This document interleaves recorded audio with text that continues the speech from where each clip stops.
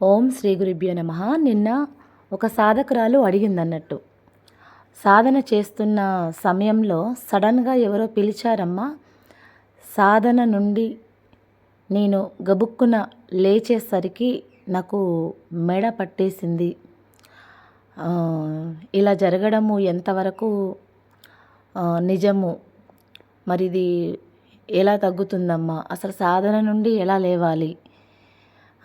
కొన్నిసార్లు పడుకొని లేచినప్పుడు కూడా ఇంకా వేరే వాళ్ళు కూడా చెప్పారన్నట్టు, పడుకొని లేచినప్పుడు కూడా సడన్గా లేచేసరికి నిద్రపోతున్నటువంటి వ్యక్తిని మనం సడన్గా లేపేసరికి మెడ కానీ, కాళ్ళు కానీ, చేతులు కానీ, నడుము కానీ పట్టేస్తుంది అన్నట్టు.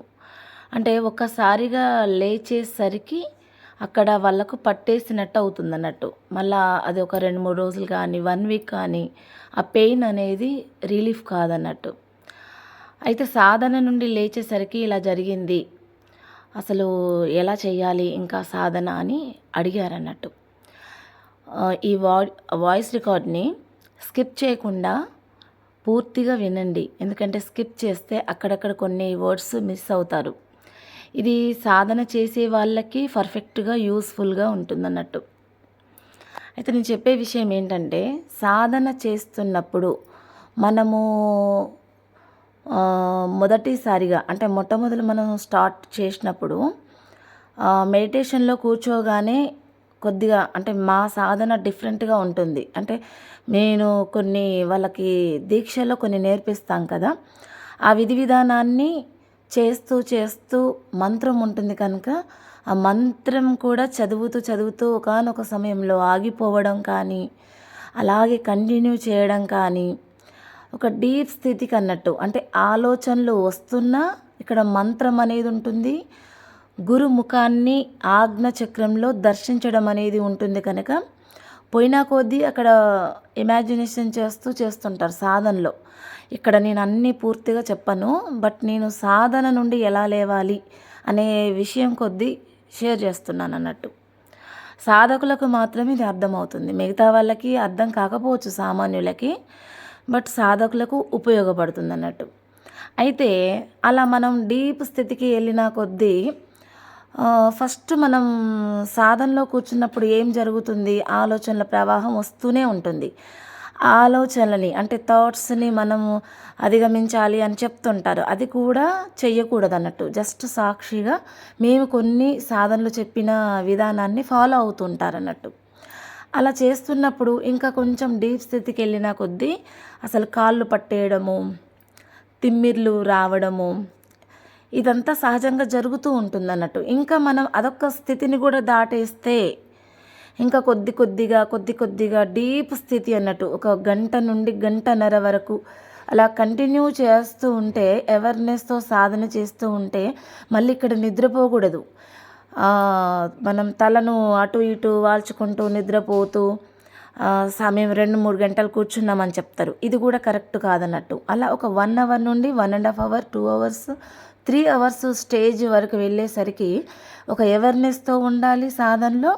మనం ఎక్కడ బెండ్ కూడా కామన్నట్టు, ఆ శక్తి అనేది స్ట్రైట్గా చేస్తుంటుంది, మన బాడీలో ఉన్న వెన్నెముకని స్ట్రైట్ చేస్తూ ఉంటుంది అన్నట్టు. అవేర్నెస్ ఉన్న వాళ్ళకి నేను చెప్పే పాయింట్ ప్రతిదీ అర్థమవుతుంది. అయితే ఇలా చేస్తూ మనం ఇంకా డీప్ స్థితి అన్నట్టు, సమాధి అవస్థ అంటారు. ఇంకా పేర్లు నేను ఇక్కడ పెద్దగా చెప్పను, కానీ అదొక డీప్ స్థితి కంటే ఆలోచనలు ఉండవు, శరీరపరంగా మనకు ఇబ్బంది అలాంటిది ఏమీ ఉండదు అన్నట్టు.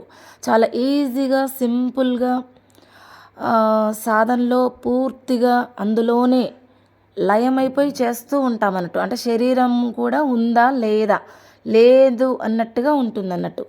అంత స్థితికి వెళ్ళిన తర్వాత సాధకుడు ఇంకొంచెం అంటే ఇంకా 3.5 అవర్ వరకు అలా సాధనలో వెళ్తుంటాం.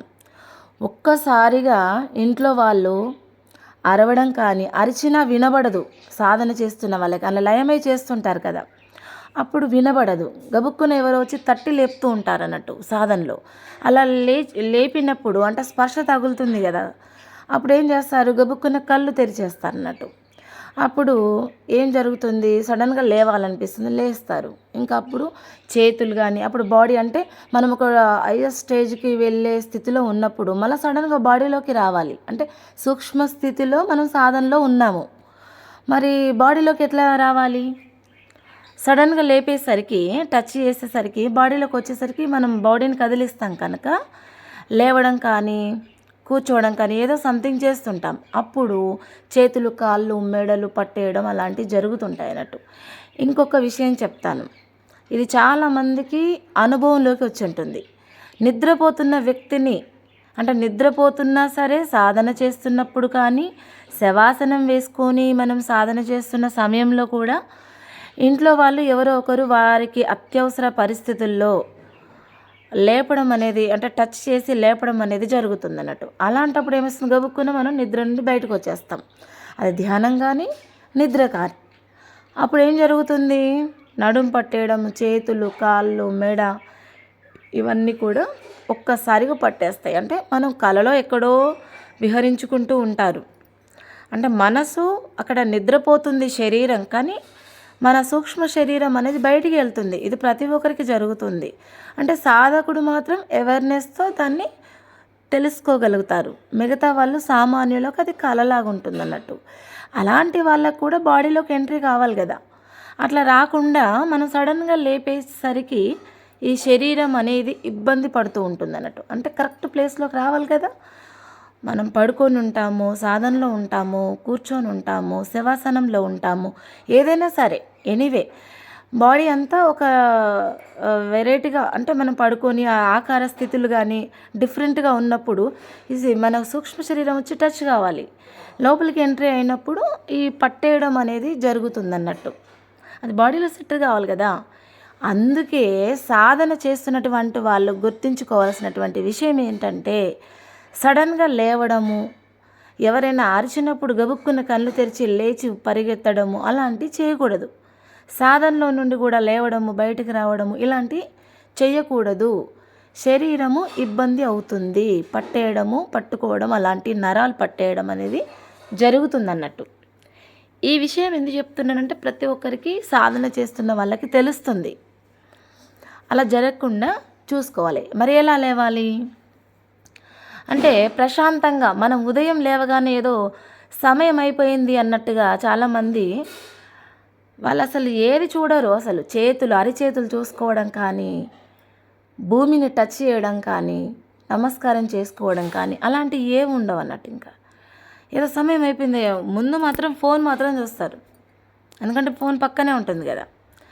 ఫోన్ తీసి టైం చూసుకోవడం, గబుక్కున పరిగెత్తడం, అలసిపోవడము, శరీరం ఇబ్బంది పడడము, తర్వాత ఎవరికి అనారోగ్యం వాళ్ళకే కదా. అందుకే లేచేటప్పుడు ఒక సాధకులకు మాత్రం చెప్తున్నాను ఈ విషయాన్ని, లేచే ముందు, నిద్ర లేచే ముందు ఎవ్రీడే ఎలా లేవాలి అంటే శరీరము స్ట్రైట్గా, అంటే శవాసనంలో ఉండి మనకి ఎలాగో ప్రతిరోజు సూర్యుని కంటే ముందు లేచే సమయం మనకు ఉంటే కనుక, మనం అది అలవాటు చేసుకుంటే కనుక శరీరము కానీ మన శరీరానికి ఆ సమయానికి మేల్కుంటుంది అన్నట్టు.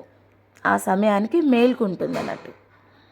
అందుకే రిలాక్స్ చేయాలి, బాడీని అంతా రిలాక్స్గా చేసుకుంటూ లోపల థాట్స్ జస్ట్ మనం ఎఫర్మేషన్స్ చెప్పాల్సిన అవసరం లేదు. ఇక్కడ లోపల థింకింగ్ జరుగుతూ ఉంటుంది అన్నట్టు. బాడీ అంతా రిలాక్స్ అవుతుంది, ప్రతి అణువు కూడా రిలాక్స్ అవుతుంది. తల వెంట్రుకల నుండి కాలి గోటి వరకు ప్రతి ఒక్క నా యొక్క శరీరంలో ప్రతి ఒక్క అణువు, ప్రతి ఒక్క అవయవము చాలా చాలా రిలాక్స్ అవుతూ ఉంది అని మనం లోపల థింకింగ్ అనేది జరగాలి. ఇది ఒక్కసారిగా వస్తుందంటే రాదు.